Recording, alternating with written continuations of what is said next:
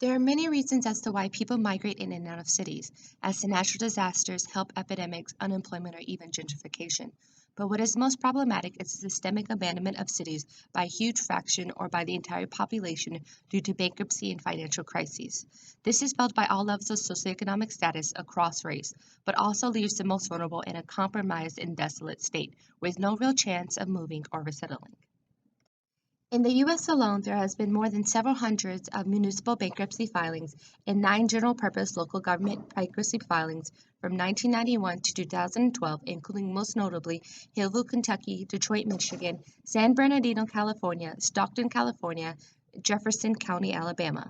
And in 2010, there is even caution that more than 100 U.S. cities were on the brink of bankruptcy all at once due to the international financial crisis, urban decay, real estate market crashes, and poor infrastructure ventures.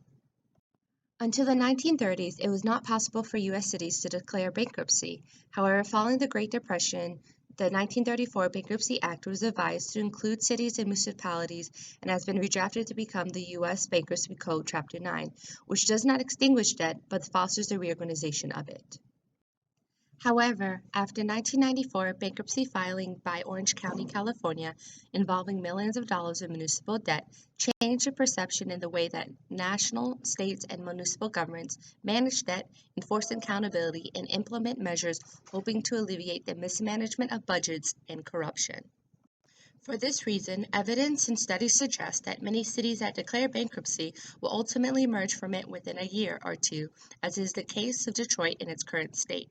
However, real challenges in implementing the proper political and socioeconomic measures to sustain this transition process, to rebuild and to keep the problem from happening again is still to be tested. On July 18, 2013, the city of Detroit filed bankruptcy, which brought international attention to the ruinous cycle of borrowing and spending that is evident in U.S. municipal governments. However, on December 10th of 2014, the city was officially lifted from bankruptcy using methods such as drafting bankruptcy protection plans, appointing emergency city managers, the renovation of land spaces, and implementing education reform to help in the process. However, during this transition process, there was civil unrest due to the passing of the PA 436 Local Financial Stability and Choice Act, which led to the seemingly undemocratic appointment of an financial emergency manager, Kevin Orr, acting for and in place of the local governing body and administrative officer in racially segregated areas of the city. Concerns of the public, including the cutting of pensions and social programs, and the demolition of several homes and buildings throughout the city district, specifically those considered blight or destitute and predominantly inhabited by African Americans. This act also established a segregation of 2 classes of voters, a superior class of voters with elected officials with full power and duties, and an inferior class of voters with none rights regarding their city, still left with no jobs and no homes. Peter Hammer, director of the Damon J. Keith Center for Civil Rights at Wayne State University Law School in Detroit, details that the city's future is being determined by politicians, business leaders, and philanthropists, while native Detroiters, more than 80% of whom are Black, often can only watch from afar, including these new sections for renovation without the consultation of the masses. Peter Hammond also mentions that the reconstruction plans for the city will implement the suburban view of what a city should look like, not the view of a city that's responsive to the needs of the citizens of Detroit.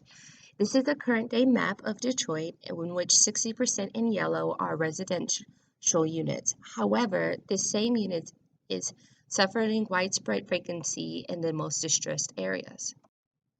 New plans for the city would include a more equal distribution of traditional neighborhoods, green neighborhoods, landscape, and industry, seen unnecessary by some, but by others proving to be a change in the quality of life and climate of the city.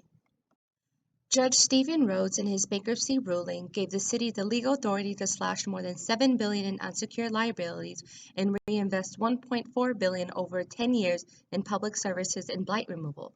This will cut about 74% of its unsecured debt and follow with a distribution of $720 million of pension bonds and the reissue of $287 million of existing bonds. Most notable in this bankruptcy transition process, however, is a community-led grand bargain scheme, which includes a coalition of foundations, the state, and the Detroit Institute of Art that have contributed more than $816 million, over time to ease the pension cuts and protect city-owned artwork from sales. Also to provide Detroit with $1.7 billion through June 30 of 2023 for the improvement and access of city services and infrastructure. At the end of Kevin Orr's 21-month term as emergency manager, the mayor of Detroit and the 9-member city council plan to move forward on the fulfillment of the Detroit Future City Plan, a 354-page report developed by 7 major foundations, which include plans for the diversification of Detroit's economy, improving land use and green space, and educational programs. Although the city plan will address reforms in access and mobility, education, and employment with the creation of more than 300,000 jobs, it does not address what academics such as Peter Hammer say is a root of Detroit's decay, a complete segregation between it and its suburbs, not just of race, but of wealth. This map indicates the future of Black communities with residential structures in red that will be revived in the city, into businesses and art districts, new schools and training facilities in order for Detroit to leverage their native human capital in manufacturing and other technological innovators, and also allow more people to migrate into and out of the city. Throughout this entire process, there is a surge of community organizers and leaders hosting forums and conferences asking what do Detroiters want and are actively lending a hand where it is needed most. For example, after the bankruptcy, when the city decided to shut off water services to approximately half of the city's account, estimated to be 323,000, in the church's sanctuary, you were able to find hundreds of gallons of jugs donated by the West Virginia organization that were free for anyone in need. This was noted by Lewis Patrick, a Detroit resident. In the interview, she goes on to describe how illegal pharmaceutical salesmen, the dope boys, were helping to distribute the water throughout their city. It's giving them, including us all, a reason to hold our heads up high. Transformation is what Detroit urban planner Tony L. Griffin calls it, and although many transients are among us, soon Detroit will be back on its feet.